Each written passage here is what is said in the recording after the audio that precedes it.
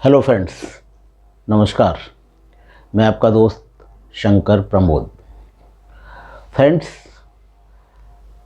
आज एक बार फिर कोरोना अपने विकराल रूप में हमारे समक्ष आ गया है। दोस्तों, आज मैं इस कोरोना विषय में ही बात करूंगा कि कैसे हम इससे अपने आप को बचा सकते हैं और कैसे हम समाज के लिए भी इस कोरोना काल में कुछ कर सकते हैं। हमारा क्या योगदान हो सकता है वो छोटी छोटी सी बातों से भी संभव है। दोस्तों, लास्ट ईयर जब कोरोना का आक्रमण हुआ था, उस समय हम कोरोना के बारे में कुछ नहीं जानते थे। लिहाजा बहुत सारे लॉकडाउन हुए, बहुत सारे नए नए तरीके किए गए और जिसको जहाँ था वहाँ रुकने के लिए कहा गया। लेकिन उस व्यवस्था से बहुत सारे लोगों का रोज़गार चला गया और लोग माइग्रेट करने के लिए मजबूर हो गए। प्रवासी भारतीय जो महानगरों में रहते हैं वो माइग्रेट करने के लिए बाध्य हो गए थे, क्योंकि उनके पास अपनी आजीविका चलाने के लिए पैसा नहीं था, सुविधाएं नहीं थी। लेकिन आज जब कोरोना दोबारा पहले से भी विकराल रूप में आ गया है, तो इस त्रासदी के समय में बीमारी पहले से ज़्यादा गंभीर है, लेकिन हमारे समक्ष अब कई सारे उपाय भी हैं जो हमें इस कोरोना से बचा सकते हैं। 3 उपाय सब जानते हैं: 2 गज की दूरी, मास्क और भीड़ भाड़ से बचें, बार बार हाथ धोएं। ये सब कॉमन है, सब जानते हैं। लेकिन इस कोरोना का डर इतना है कि हम अपने सामान्य जीवन को जीने के लिए भी घबरा रहे हैं। हमारे प्रवासी भारतीय जो गांवों से शहरों में अपनी आजीविका कमाने आते हैं, पिछले साल का डर उनके दिमाग पर इस तरह हावी है कि वो परिस्थितियां इतनी गंभीर नहीं होते हुए भी, लॉकडाउन नहीं होते हुए भी वो अपने घर जाने के लिए भाग रहे हैं। क्यों? क्योंकि वो पैनिक हैं। उन्हें डर है कि कहीं दोबारा लॉकडाउन हो गया तो हम क्या करेंगे। क्योंकि पिछली त्रासदी की वो तस्वीरें अभी तक हमारे दिमाग से उतरी नहीं है। उस डर से आज का प्रवासी जो वापस आ गया था वो फिर वापस अपने गांव जाना चाह रहा है। दोस्तों, प्रवासी भारतीयों की जहाँ तक मजबूरी है कि वो गांव से शहर आते हैं, उतनी ही शहरों में को उनकी आवश्यकता है, उससे कहीं ज़्यादा आवश्यकता है। क्योंकि ये जो चमकते हुए शहर, ऊंची ऊंची बिल्डिंग्स, फैक्ट्री, कल कारखाने, ये सब जो दिख रहे हैं, इसमें हमारे इन प्रवासी भारतीयों का बहुत बड़ा योगदान है। तो क्या दोस्तों, ये हमारा फ़र्ज़ नहीं बन जाता कि इस समय, जबकि दोबारा लॉकडाउन लगने की संभावनाएं लगभग ना के बराबर हैं, पिछले साल के लॉकडाउन से जो आर्थिक संकट देश में उत्पन्न हुआ वो कई सालों में जाकर पूरा होगा, तो सरकारें उसको लगाने में ज़्यादा इच्छुक नहीं हैं। जब वो इच्छुक नहीं है तो प्रवासी भारतीय जो यहाँ काम कर रहे हैं उनके ऊपर भी रोजी रोटी का संकट नहीं आने वाला, लेकिन डर है कि उन्हें अपने घर जाने के लिए बाध्य कर रहा है। दोस्तों, ऐसे में ये क्या हमारा कर्तव्य नहीं हो जाता कि अगर हम कोई उद्योग धंधा चला रहे हैं, कोई कल कारखाने चला रहे हैं, तो हमारे यहाँ जो प्रवासी भारतीय काम कर रहे हैं, हम उनको समझाएं कि नहीं, आपको वापस नहीं जाना है।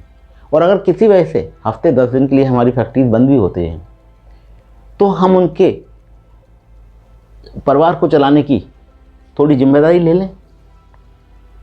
हम उनकी आर्थिक मदद कर दें, उनके परिवार को सामाजिक सुरक्षा प्रदान करें। पिछले साल जब कोरोना लगा था तो घरेलू सहायिकाओं को हमारे बहुत सारे परिवारों ने काम नहीं करवाया था, लेकिन उनको घर बैठे उनकी सहायता की थी, उनका मासिक भुगतान करके। तो दोस्तों, आज भी हम ये काम कर सकते हैं, उनके अंदर का भय दूर कर सकते हैं। क्यों?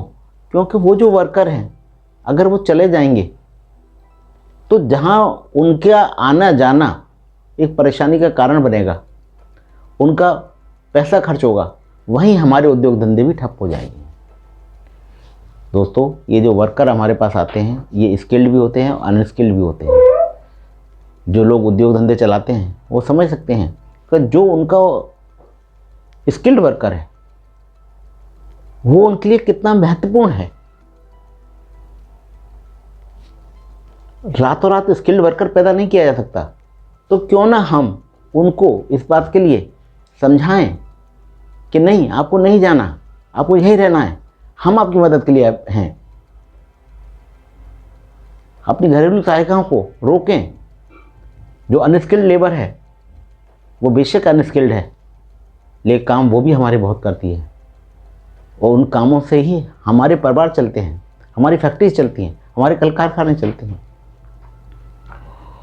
फिर भी अगर कोई हमारे प्रवासी भारतीय कामगार अपने गांव चले जाते हैं, तो हमारा एक फ़र्ज़ बनता है कि हम उनको एजुकेट करें, उनको समझाएं कि भाई अगर आप गांव चले ही गए हैं तो आप कोशिश करें कि गांव में ही अपनी आजीविका का उपाय करें।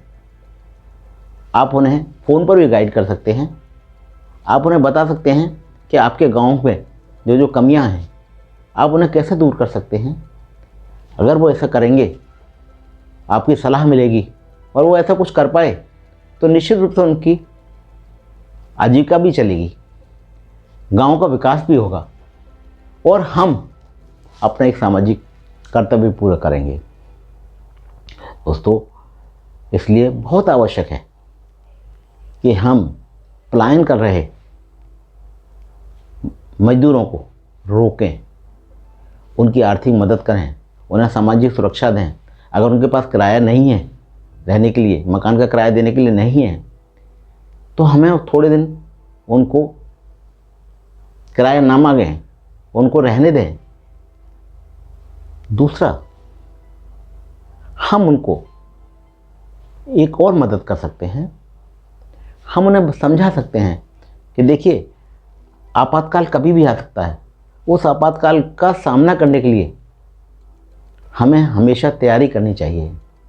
जैसे हम अगर उनको बैंक में सेविंग्स की आदत डलवा दें कि भैया आपको कम से कम 500 रुपये महीने ज़रूर जमा करने हैं, तो एक साल में वो 6,000 रुपये डिपॉजिट कर लेंगे। और उस पर अगर आरडी में खोला है तो 7,000 के करीब एक साल में वापसी मिलेगी। तो एक साल में अगर 7,000 जमा कर लेंगे तो लगातार 7,000 रुपये करके वो एक अच्छा खासा फंड तैयार कर सकते हैं, जो उनका इमरजेंसी फंड के रूप में काम आ सकता है। अगर हम उनको ये समझा दें कि नहीं, अपनी आप गंदी आदतें छोड़ दें, आप बीड़ी पीना छोड़ दें, सिगरेट पीना छोड़ दें, नशा करना छोड़ दें, वो उसी पैसे को बैंक में जमा कर दें, तो एक तो आपको नशे से जो होने वाली, व्यसनों से होने वाली बीमारियां हैं वो बच जाएंगी, उसमें आपका पैसा खर्च नहीं होगा, और दूसरे आपके पास इमरजेंसी फंड्स भी इकट्ठे हो जाएंगे। दोस्तों, इन सब बातों को समझाने में हम उनकी मदद कर सकते हैं, बैंक खाते खुलवाने में उनकी मदद कर सकते हैं, उनको सामाजिक सुरक्षा देने में उनकी मदद कर सकते हैं। तो अगर हम अपना ये कर्तव्य अच्छी तरह निभा सकें, मजदूरों को जाने से रोक सकें, तो निश्चित रूप से हम एक बहुत बड़ा उत्तरदायित्व पूरा करेंगे। क्यों? क्योंकि अब कोरोना का जो डर था वो निश्चित रूप से है, लेकिन उसके हमारे पास उपाय हैं। आज वैक्सीन अवेलेबल है, आज न्यूज़ है कि एक मेडिसिन भी तैयार हो गई है जो 1 सप्ताह में ही बीमारी को ठीक कर देगी। हम अपने प्रिकॉशन के जो 3-4 उपाय हैं वो करें, तो क्या ज़रूरत रह जाती है पलायन करने की? कोई ज़रूरत लॉकडाउन की नहीं है।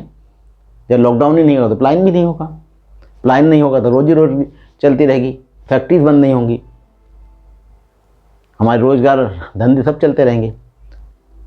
तो अगर हम ये छोटा सा उत्तरदायित्व निभाएं, हमारे मजदूर इस बात को समझें और वो भी अपनी आदतों में कुछ बदलाव लाएं, इमरजेंसी फंड्स बनाएं, तो निश्चित रूप से उनका भी भला होगा, समाज का भी भला होगा और वो एक पलायन की त्रासदी से बच जाएंगे हमारे थोड़े से सहयोग से। मित्रों, आज का ये वीडियो मैंने हमारी बैंक ऑफ इंडिया के रिटायर्ड DGM आदरणीय मान साहब के प्रेरणा पर बनाया है। उन्होंने मुझे कहा कि प्रमोद एक वीडियो इस सब्जेक्ट पर भी बनाओ। आशा है आपको ये बात अच्छी लगी होगी। धन्यवाद अगर आप समाज में थोड़ा सा सहयोग कर सकें।